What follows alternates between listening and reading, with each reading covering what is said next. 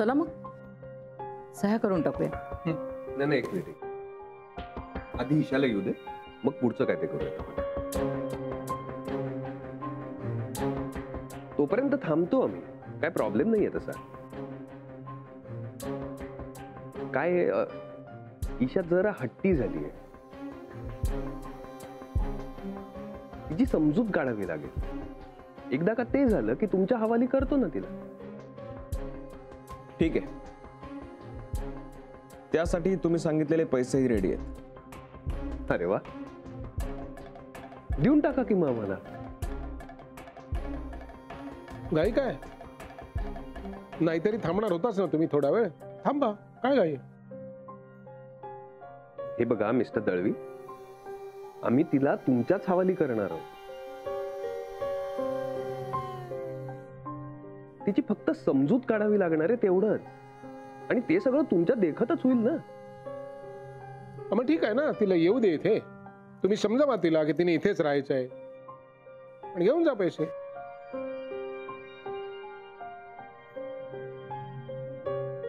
विजय काका, निर्मला आत्या, मी निघते. ईशाच्या बाबतीत चाललेला हा सौदा मला सहन होत नाहीये. आपल्याच घरातली मुलगी आणि तिच्यासाठी पैसे मोजले जात आहेत.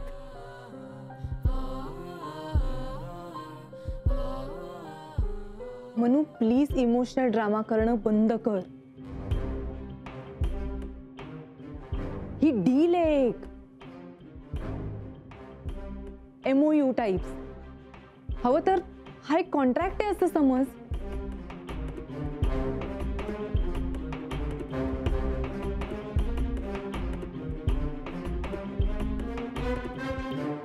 मोनिका, तुला जशी फक्त पैशांची भाषा कळते ना, तसंच काही लोकांना फक्त भावनेची भाषा कळते. समजलं? एक मिनिट, मला असं वाटतं ईशा इथे येण्यापूर्वी आपण आपलं जे काही बोलणं करायचं ते करून घेऊया. उगाचच ती आल्यानंतर तिच्या पुढ्यात ह्या सगळ्या गोष्टी व्हायला नको.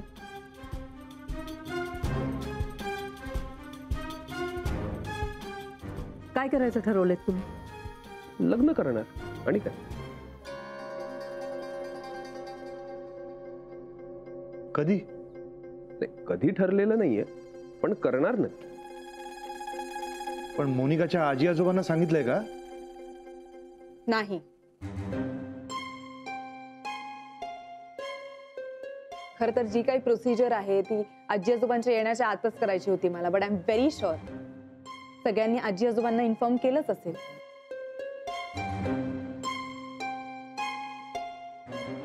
ते इकडे येणार, रडारड करणार, उपदेशांचे डोस पाजणार, ते सगळं नकोय मला. सो ते येण्याच्या आत आपण प्लीज सह्या करून टाकूया का? ताई,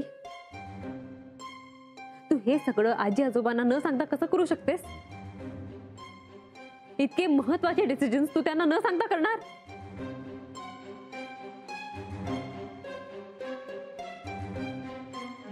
अर्थात तू अगदी त्यांची नाच शोभतेस ग. सारखं आपलं इमोशनल ब्लॅकमेलिंग करायचं का? विक्रांत, मला लवकरात लवकर डिवोर्स पेपर्सवर साईन करायचंय.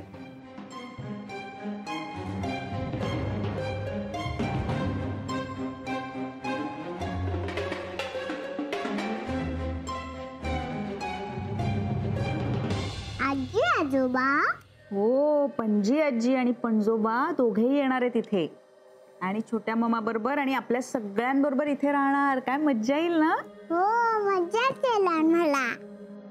मोठ्या मम्माकडे तशी मजा येत नाही, वय नाही ईशा? हो, अशी नाही येत तिथे मज्जा. तुला माहितीये कसं आहे ताई, मोठी मम्मा आणि राजन काका सारखे भांडत्यात जोरा जोरानं, वय की नाही गो? हो, खूप जोरात जोरात भांडतात ते. मग आपल्याला नाही राहायचंय ना त्यांच्या बरोबर? सांग ना ईशा, आपल्याला मोठ्या मामा बरोबर आणि राजन काका बरोबर नाही राहायचंय ना?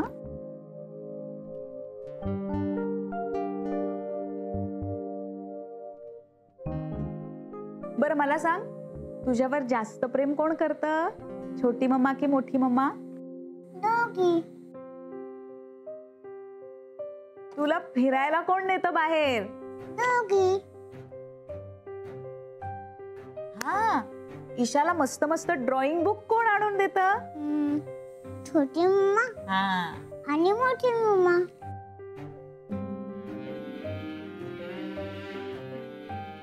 मला सांग, तुला जर कोणी विचारलं की तुला छोट्या मम्माकडे राहायचंय का मोठ्या मम्माकडे राहायचंय, तर तू काय सांगशील?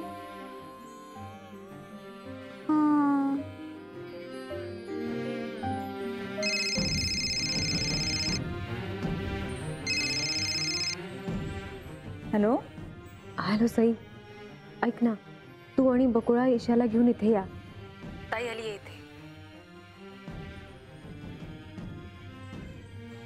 मोठी मम्मा मला बोलायचं आहे तिच्याशी. ठीक आहे, आम्ही येतो, लगेच येतो.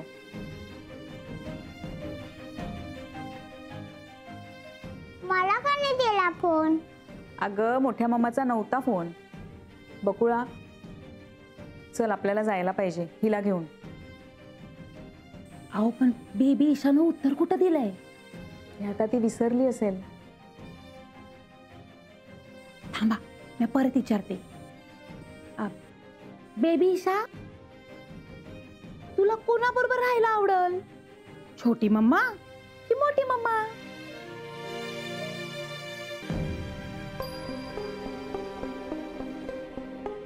मोनिका, थांब.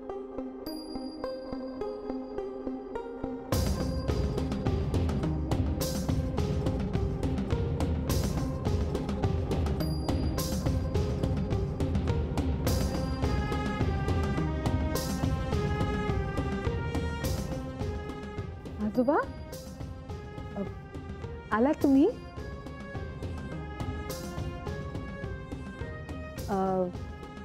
आजी कुठे?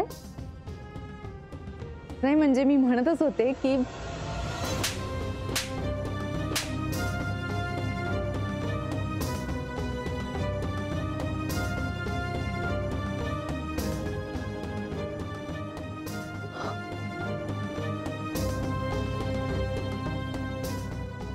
आजोबा,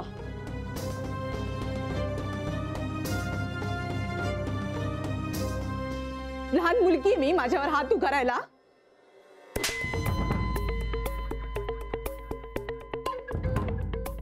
लाज कशी वाटत नाही असं वागायला? परत परत तशीच कशी वागू शकतेस तू? निर्लज्ज कुठली.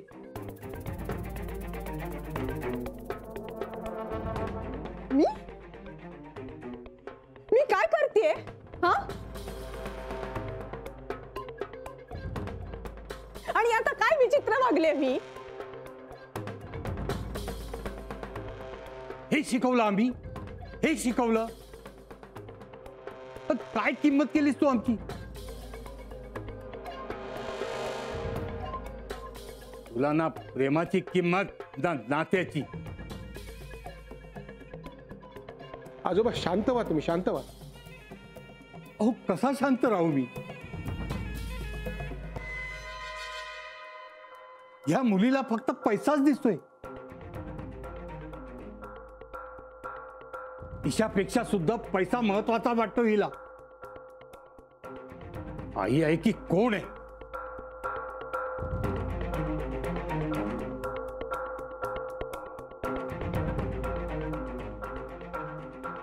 ईशा त्यांना हवी होती म्हणून मी ईशाला त्यांच्याकडे सोपवते. तिचा हक्क सोडण्याचे पैसे मिळत आहेत मला आजोबा. आणि माझा दळवी घराशी संबंध या घरातल्या कुठल्याही व्यक्तीला नकोय.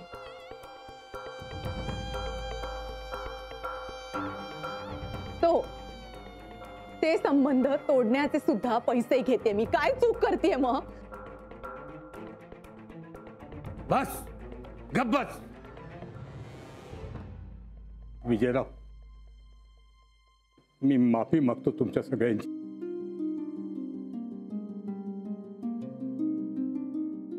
या मुलीनं आजचा हा दिवस बघायला लावला.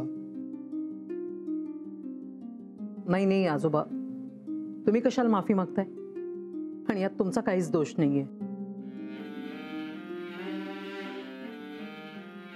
आजोबा तुम्ही खरंच नका माफी मागू. या सगळ्याला तुम्ही खरंच जबाबदार नाही आहात. अहो, जबाबदार कसा नाही? या दोन्ही नातींना आम्हीच तर वाढवलं.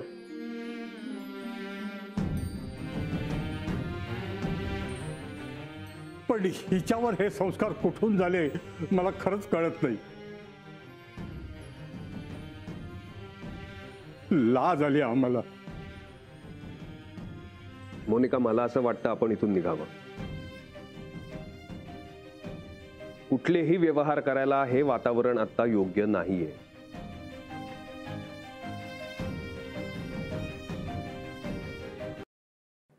निघूयात आपण. चल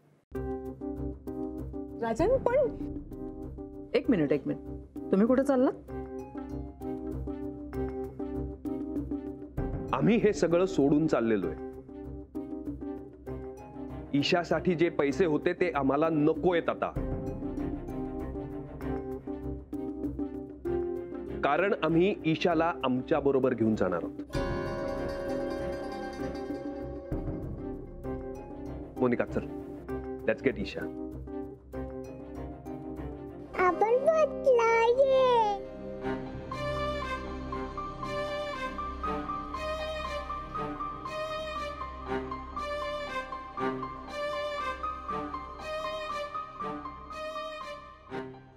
ईशा चालली इथे. बरं झालं. चला. इशू बाळा, अगदी वेळेवर आलीस तू. आपण आपल्या घरी जाऊया ना आता. हा,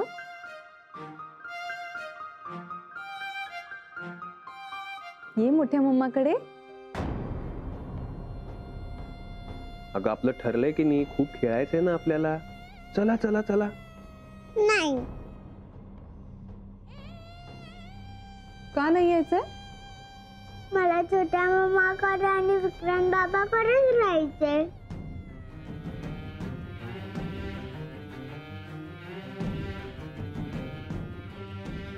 छोट्या मम्माकडे राहिला. इशू बाळा, काय चाललंय तुझं? असं का बोलतेस तू? हा,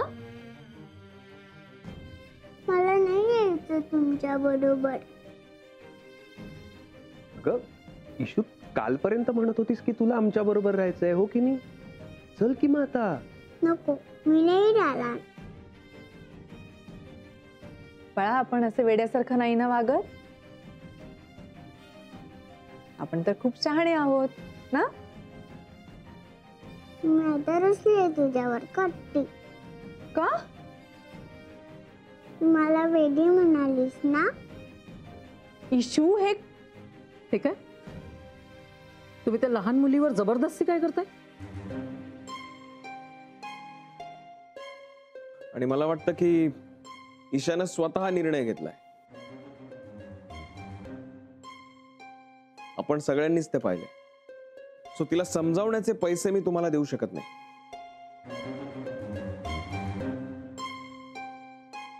हो, पण अगोदर ठरल्याप्रमाणे या डिवोर्स पेपरवर तू सही करू शकतेस.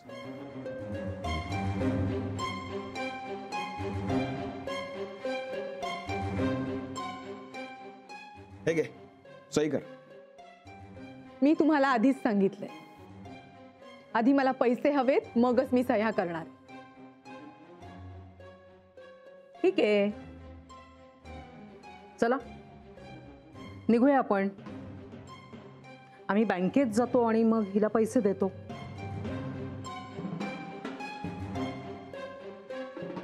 आले मी.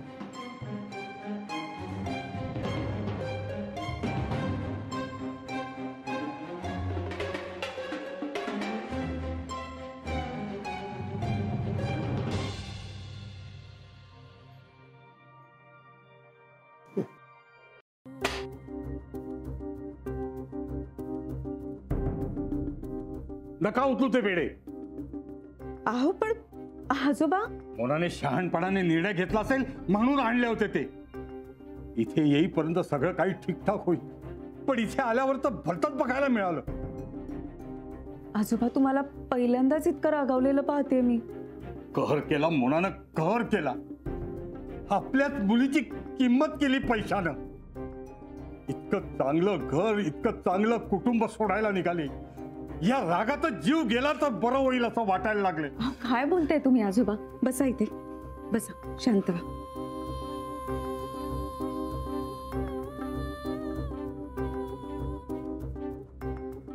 आजोबा,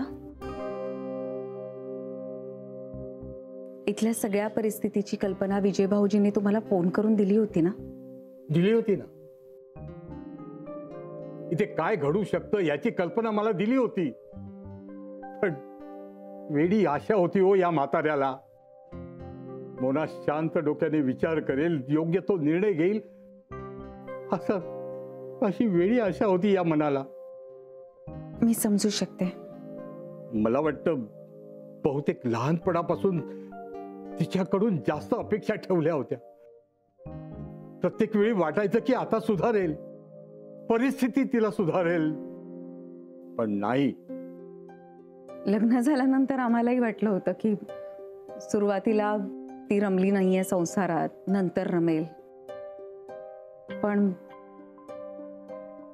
कदाचित असंही असेल की तिच्या बाबतीत आम्ही सुद्धा कुठेतरी चुकलो असू. नाही हो नाही. अहो तुम्ही काय दिलं नाही तिला? प्रेम, माया, विश्वास, पैसा सगळं काही दिलं. पण हीच कर्मदरिद्री. त्यातलं एकही सुख तिला अंगी लावून घेता आलं नाही. आता सगळं हाताबाहेर गेले. आता काहीही होऊ शकत नाही. मी समजू शकते तुमच्या यातना. आम्हालाही खूप वाईट वाटतंय. 2 तरुण जीवांनी एकत्र येऊन संसार करावा एवढीच अपेक्षा होती ना आपली.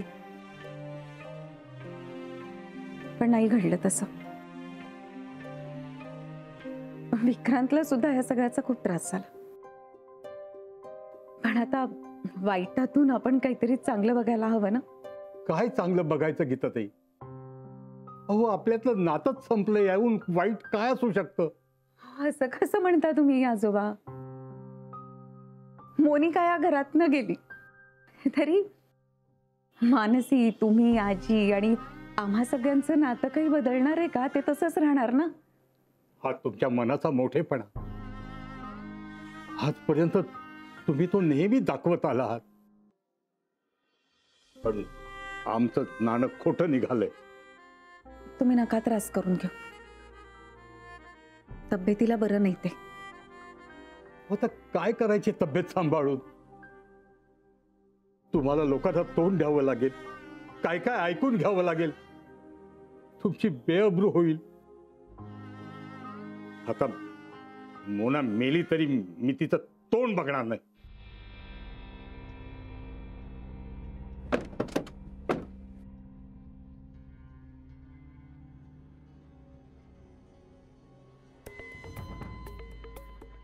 तू एकटीच आतमध्ये ये. एक मिनिट. एकटी का? मी आहे ना बरोबर, मग एकटी का येईल ती? नाही, इट्स ओके. मी येते आता तुमच्या बरोबर. राजन, तू थांब इकडेच, वाटल्यास गाडीत थांब. मी बँकेत जाऊन. नाही, गाडीत नको. मी इथेच उभा राहतो. तसंही तुला एकटीला पाठवणं मला रिस्की वाटतंय म्हणून. राजन, यात रिस्क काय आहे? मी आज जाणार आहे, पैसे घेऊन बाहेर येणार आहे. That's it. किती पैसे? ते आपल्याला बाहेर आल्यावर कळेलच ना. आधी मला आत तर जाऊ दे. मोनिका, आपलं एकत्र डील झालंय ना? राजन, आधी मला तरी बँकेत जाऊ दे. तुझा काय संबंध आहे? मी दळवी आहे म्हणून मला आज जायची परवानगी आहे, आणि म्हणून तू बँकेत येऊ शकत नाहीस, कळलं? आणि आधी पैसे तर हातात येऊ द्या, मग भांडा हवं तर.